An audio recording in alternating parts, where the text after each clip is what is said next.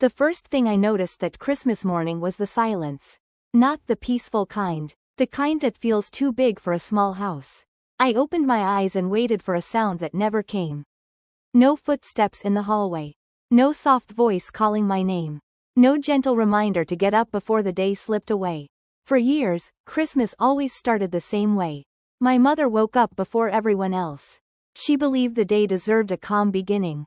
She would move quietly, like she did not want to disturb the happiness she was preparing. That morning, I lay in bed longer than usual. I told myself it was just another Christmas. But my heart already knew the truth. She was not there. I sat up slowly and looked around the room. Everything looked the same. The walls, the window, the folded blanket at the end of the bed. Yet nothing felt familiar. I walked into the living room. The Christmas tree lights were still on from the night before, glowing softly in the dim room. The ornaments reflected the light, each one holding a memory. Many of them were chosen by my mother. She remembered where each one came from. I never did. I went into the kitchen and stopped at the doorway. This was where she belonged on Christmas morning. Standing by the stove, stirring something warm, smiling without looking up. The kitchen was clean, too clean. No pots on the stove. No smell of food. No quiet humming. I sat down at the table and wrapped my hands around a cup of tea. It tasted weak. Everything did. That was when I noticed her chair. Empty. Pulled slightly back, like she had just stood up for a moment. I felt a tightness in my chest, but I did not cry. I had already cried enough in the months before.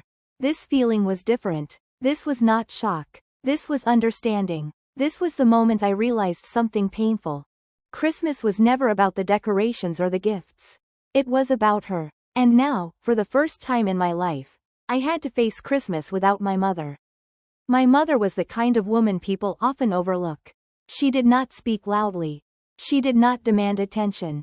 But when she entered a room, everything felt calmer, as if the air itself had settled. She believed a home was not built with money or furniture. She believed it was built with care. With small actions repeated every day. She woke up early every morning, long before anyone else. I remember hearing her footsteps moving softly through the house. She tried not to wake us. She always thought of others first. She made sure the house felt alive before the day even began. Windows opened for fresh air. Beds straightened. Tea boiling on the stove. Even when we were young, she made us feel safe without saying much. A hand on the shoulder. A quiet smile. A simple question like, "Are you okay?" That was her way. Our family was not perfect. We argued sometimes. We misunderstood each other. But my mother was always the center that kept us close. If two people stopped talking, she found a way to bring them back to the same table. If someone felt ignored, she noticed before they said a word. She listened more than she spoke. Christmas was when her presence shined the most. She started preparing early, sometimes weeks ahead. She made lists, not because she was strict, but because she did not want to forget anything that mattered. She believed Christmas was about comfort, not perfection. She cooked the same meals every year. We used to tease her about it. She would smile and say, "One day, you will miss this." At the time, I did not understand what she meant. When I grew older and started my own life, Christmas became something I returned to, not something I planned. No matter how busy I was, my mother made sure I came home. Not by forcing me, but by making me want to. She would call a few days before and ask, "What time are you arriving?" Never, "Are you coming?" She already knew the answer. As the years passed, our family changed. New people joined us. Children were born. Responsibilities grew heavier. My mother adjusted without complaint. She made room for everyone. She welcomed new traditions while holding on to the old ones. I never saw her rest properly. Even when she sat down, her eyes followed everything around her. She was always checking if someone needed more food, more warmth, more attention. We thought she was strong. And she was. But we forgot that strength also needs care. When she started getting tired more often, we brushed it off. We said it was age. We said it was nothing serious. She never argued. She never scared us with complaints. She smiled and said she was fine. Looking back now, that hurts the most. The illness came quietly, just like her. Doctor visits became more frequent. Her movements slowed down. Still, she worried about us more than herself. Even from her bed, she asked about Christmas. She asked who would cook. Who would come early. If the house would be warm enough.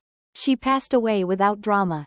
No loud hospital scenes. No last-minute confessions. Just a gentle ending. After she was gone, the house felt different. Not empty, but unfamiliar. Like something important had been moved without telling us. We tried to go back to normal. We had to. Life does not stop when someone leaves. But something was missing in every gathering. Every conversation. We did not know it yet, but we were standing at the beginning of a change we did not understand. And as Christmas approached again, we slowly realized that my mother had been doing far more than we ever noticed. She had been holding all of us together. And without her, we did not know where to stand. After my mother passed away, time did not stop. It never does. Days continued to move forward, slow but steady, even though my heart felt stuck in one place. At first, the family stayed close. We checked on each other. We shared meals. We spoke softly, as if raising our voices might wake her. But grief changes people in quiet ways. Not all at once. Little by little, the phone calls became shorter. The visits became less frequent. And slowly, without anyone saying it out loud, my mother's name started to disappear from conversations. It was not because we did not miss her. It was because saying her name hurt. At family gatherings, I noticed how quickly people changed the subject if I mentioned her. If I said, "Mother used to love this song," someone would nod and then talk about something else. If I said, "She always sat here," the room would grow uncomfortable. No one wanted to sit with the pain. Everyone wanted to move forward. I understood that, but understanding did not make it easier. Before my mother passed, she was the bridge between us. If two people were upset, she smoothed things over. If someone felt ignored, she noticed. If tension filled the room, she broke it with kindness. Without her, small cracks began to show. My siblings were busy with their own lives. Work, children, responsibilities that never seemed to end. I was busy too, but grief has a way of slowing you down. Of making everything feel heavier than it should. I started to feel like I was grieving alone. When Christmas was mentioned for the first time that year, it happened casually. Someone said, "So, who's hosting this time?" There was a pause. A small one, but I noticed it. Mother always hosted Christmas. Everyone knew that. Now she was gone, and no one knew what to do with that space she left behind. "I can do it," one of my siblings said finally. "We don't need to make it complicated." Don't make it complicated. That sentence stayed with me. To me, Christmas was complicated now. It was filled with memories, traditions, and emotions that could not be packed away neatly. As the weeks passed, plans were made. Food lists were shared. Gift ideas were discussed. But something felt wrong. No one talked about traditions. No one talked about the small things my mother used to care about. The order of dishes. The prayer before dinner. The way she made sure everyone sat together before eating. It felt like we were planning a gathering, not Christmas. One afternoon, I suggested we make one of her special dishes. The one she only cooked once a year. Someone replied, "That takes too much time. Let's keep it simple." Simple. My mother was never simple. She was thoughtful, intentional. She believed effort was love. I began to feel like the only one holding on. At night, I would lie awake thinking about her. About how she would have handled all of this. She would have listened. She would have gently reminded us that Christmas was not about speed or convenience. She would have said, "Sit, eat, talk to each other." But her voice was gone now. As Christmas came closer, the distance between us grew. Not because of arguments. Not because of anger. But because no one wanted to feel too much. I noticed how everyone arrived later than planned when we met. How meals were rushed. How people checked their phones more often. There was laughter, yes. But it did not last long. I felt invisible sometimes. Like my sadness was something everyone hoped would fade if ignored. One evening, I tried to talk to my sister. We were washing dishes together, standing side by side in silence. "Do you miss her more during the holidays?" I asked quietly. She stopped for a moment, then said, "Of course I miss her. But we can't live in the past." I nodded. But inside, something cracked. Missing someone is not living in the past. It is carrying love forward. But I did not argue. I rarely did anymore. I started to pull back too. I spoke less. I smiled when expected. I stopped suggesting things. It was easier to stay quiet than to feel like I was asking for too much. The house felt different now. Even when it was full, it felt empty. I noticed the chair where my mother used to sit was often pushed against the wall. Out of the way, as if it no longer belonged. That small detail hurt more than I expected. I wanted to say something. I wanted to ask why no one noticed. But I stayed silent. Silence became my way of surviving. As Christmas Eve arrived, I felt a heaviness in my chest I could not explain.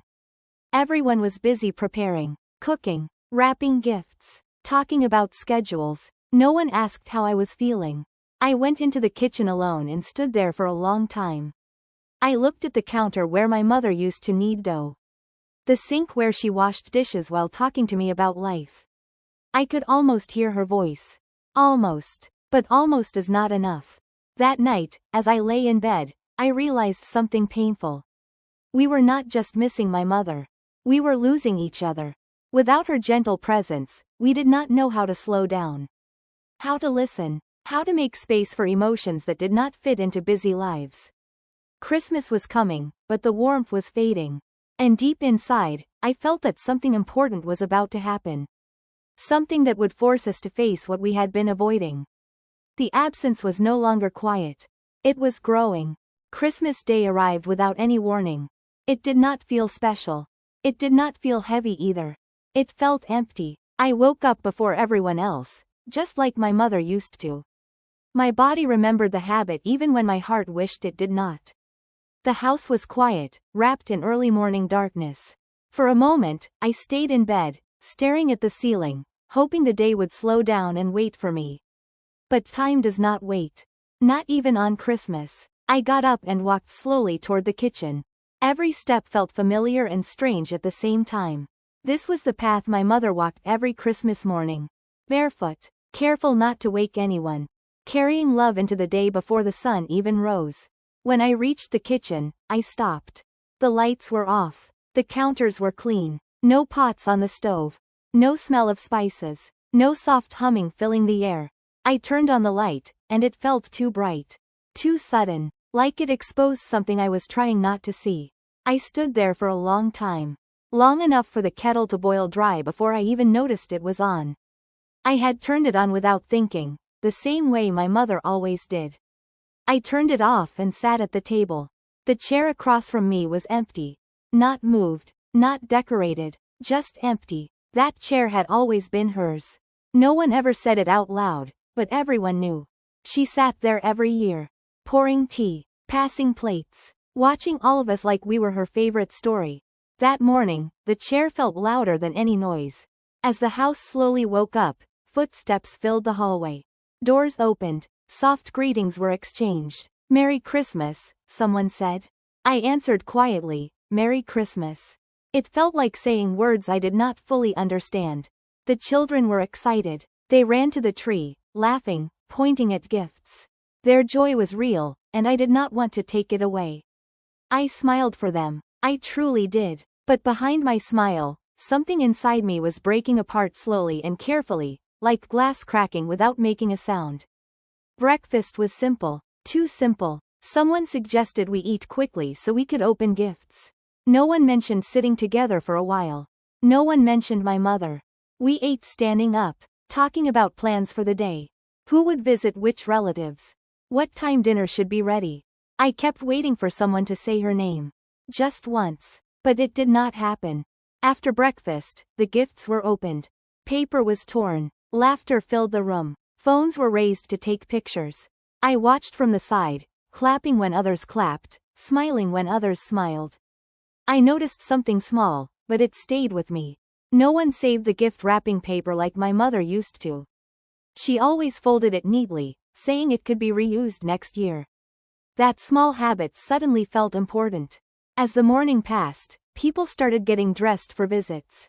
Jackets were put on. Perfume was sprayed. Cars were warmed outside. Someone asked, "Are you coming with us?" I hesitated, then said, "I think I'll stay here for a bit." They nodded. No questions. When the door closed behind them, the house fell silent again. This silence was different. It was deeper. It had no expectation in it. I walked back to the dining room. The table was half cleared. Plates stacked carelessly. Crumbs left behind. I reached for the chair where my mother used to sit. And then I noticed something that stopped me completely. The chair was gone. Not moved to another room. Not pushed against the wall. Gone. In its place was empty space, like it had never been there at all. My hands started to shake. I sat down slowly, afraid my legs would not hold me. That was the moment everything changed. Not when she passed away. Not at the funeral. Not during the long months of missing her. This was worse. This was the moment I realized that we were not just living without her. We were learning how to erase her. And no one meant to do it. I sat there, staring at the empty space, and memories flooded in without asking. Her laugh. Her gentle scolding. The way she would touch my arm when she wanted my attention. The way she made even simple moments feel safe. I thought about all the Christmases before this one. How she stayed up late wrapping gifts. How she woke up early to make sure everything was perfect. How she never sat down until everyone else had eaten. And here I was, sitting in a house full of decorations, feeling like a guest in my own life. Tears finally came, but quietly. I did not sob. I did not cry out. I just let them fall. I realized something painful in that moment. We had depended on her so much that we forgot how to be a family without her. She was the bridge between us. And now, without her, we were standing on opposite sides, unsure how to cross. Later that afternoon, everyone returned. The house filled with noise again. Stories were shared. Photos were shown. Someone asked, "Should we start dinner soon?" Dinner. My mother's favorite part of Christmas. I wanted to say something. I wanted to ask if we could slow down. If we could remember. But the words stayed stuck in my throat. Dinner was cooked quickly. Different dishes. Different flavors. Nothing wrong with them. But nothing familiar either. When we sat down, the table looked full. But my eyes went straight to the missing chair. No one else seemed to notice. During dinner, someone said a short prayer. It was polite, brief, careful. Her name was not mentioned. That was the second breaking point. I felt a quiet ache spread through my chest, not sharp, but deep. A realization settled inside me, heavy and clear. This Christmas was not about losing my mother. It was about losing the way we loved each other. We were all protecting ourselves from pain by pretending everything was fine. But in doing so, we were leaving her behind. After dinner, people slowly began to leave again. Hugs were exchanged. Goodbyes were said. "Next year will be easier," someone whispered. I nodded. But inside, I knew something important. If we did not change, next year would not be easier. It would be emptier. When the house was quiet once more, I sat alone in the living room. The tree lights blinked softly. The gifts were gone. The day was almost over. I closed my eyes and imagined my mother sitting beside me. She would not have wanted us to be sad. She would not have wanted us to fight or blame each other. She would have wanted us to remember. And in that quiet moment, I made a promise to myself. I would not let her disappear quietly. Not from this house. Not from our hearts. That Christmas Day was the turning point. Not because something loud happened, but because something inside me finally woke up. I understood then that grief does not only come from loss. It also comes from silence. And silence was something I could no longer accept. That night, after everyone left, the house became quiet in a way that felt almost unfamiliar. Not the peaceful kind of quiet. The kind that sits beside you and waits for you to notice it. I stayed behind while the others drove away, their headlights disappearing one by one. I told them I was tired. That I would clean up later. The truth was, I was not ready to leave my mother's house yet. I sat alone at the dining table. The same table where she had served us for years. The same table where she used to remind us to eat slowly and talk kindly. The plates were still there. The crumbs. The cups half filled with cold tea. I did not rush to clean. I just sat and looked around. For the first time that day, I allowed myself to feel everything. The sadness came first. Deep and heavy. Then the disappointment. Not only in my family, but in myself. I had been so focused on my own pain that I forgot something important. Everyone grieves differently. Some people cry, some people talk, and some people stay silent because remembering hurts too much. My siblings were not heartless. They were hurting in their own quiet ways. They avoided my mother's name because it reminded them of what we lost. I closed my eyes and imagined my mother sitting across from me. She was smiling softly, the way she always did when we argued or misunderstood each other. She never liked tension. She believed forgiveness was stronger than anger. I could almost hear her voice. "Be gentle," she would say. "With yourself, and with others." That was the moment I realized something that changed how I saw everything. My family did not remove her chair because they did not love her. They removed it because seeing it empty was too painful. They did not skip her recipes because they did not care. They skipped them because cooking them without her felt wrong. Grief had made us careful. It had made us distant. But it had not erased our love. I stood up and began to clean the table slowly. Not rushing. Not avoiding memories. As I washed each plate, I remembered a moment. Her laughter. Her advice. Her quiet strength. When I finished, I took her chair from the corner where it had been placed and brought it back to the table. I did not know why I did it. I just felt like it belonged there. The next morning, I woke up early again. The house was still quiet, but it felt different. Lighter. I made tea the way she used to. I stood in the kitchen and hummed softly, unsure of the tune but certain of the feeling.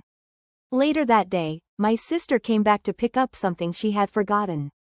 She stopped when she saw the chair at the table. She did not say anything at first. She just looked at it. Then she sighed and sat down. "I miss her," she said quietly. That was the first time anyone said it out loud. I nodded. "So do I." We talked for a long time that day. Not about plans or problems, but about our mother. Slowly, the walls between us began to soften. In the weeks that followed, something changed. We started mentioning her name again. Sharing small stories. Laughing at memories we once avoided. One evening, my brother asked if I could teach him how to make her favorite dish. He said he wanted his children to know what it tasted like. I understood then that healing does not happen all at once. It happens in small, quiet moments. Forgiveness was not about forgetting what hurt me that Christmas. It was about understanding why it happened. I forgave my family for not seeing my pain. And I forgave myself for expecting them to grieve the same way I did. Most importantly, I learned that love does not disappear when someone is gone. It changes its shape. My mother was no longer in the kitchen. But she was in our conversations. In our habits. In the way we slowly found our way back to each other. That Christmas was painful, but it taught me patience. It taught me that forgiveness is not a moment. It is a decision we make again and again. And in forgiving, I felt closer to my mother than I had since she passed. Because she always believed that love should bring people together, not push them apart. And now, I try to live the way she taught us. With quiet strength, with open hands, and with a heart willing to understand before it judges. Now, when I think back to that Christmas, I no longer feel only sadness. I feel understanding. I feel a quiet kind of strength that I did not have before. Life without my mother taught me things I never wanted to learn. It taught me how fragile family connections can be when the person holding them together is gone. It taught me how easy it is to take love for granted when it shows up every day in small, silent ways. I used to believe love was loud. I thought it lived in big moments and strong words. But my mother showed me that real love is gentle. It is the warm meal waiting on the table. The extra blanket placed over your shoulders without being asked. The quiet voice that says, "I am here," even when you do not notice it. After that Christmas, I made small changes. Not dramatic ones, just meaningful ones. I started calling my family more often. Not to discuss problems or plans, but just to ask how they were doing. I listened more. I spoke more gently. On holidays, I began setting one extra place at the table. Not to make anyone sad, but to remind us where our love began. Sometimes we talk about her. Sometimes we sit in silence. Both feel right. I learned that grief does not mean forgetting how to live. It means learning how to live differently. Some days are still hard. There are moments when I reach for my phone, ready to call her. There are times when I stand in the kitchen and feel her absence like a shadow beside me. But now, those moments do not break me. They soften me. I understand now that my mother did not leave us unprepared. She taught us how to care, how to show patience, how to forgive without asking for anything in return. We just did not realize the lessons were meant for a time without her. That Christmas changed the way I see people. It reminded me that everyone is fighting silent battles.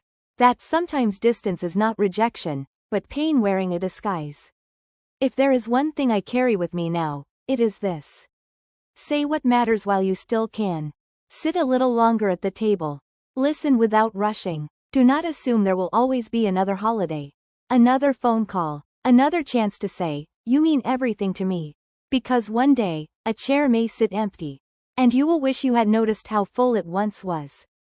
My mother may not be here to welcome Christmas anymore. But her love still arrives every year. In quiet ways. In gentle reminders. In the way I choose to show kindness, even when it is hard. And when I hum softly in the kitchen, early in the morning, I feel close to her again. That is how I know she is still part of our family.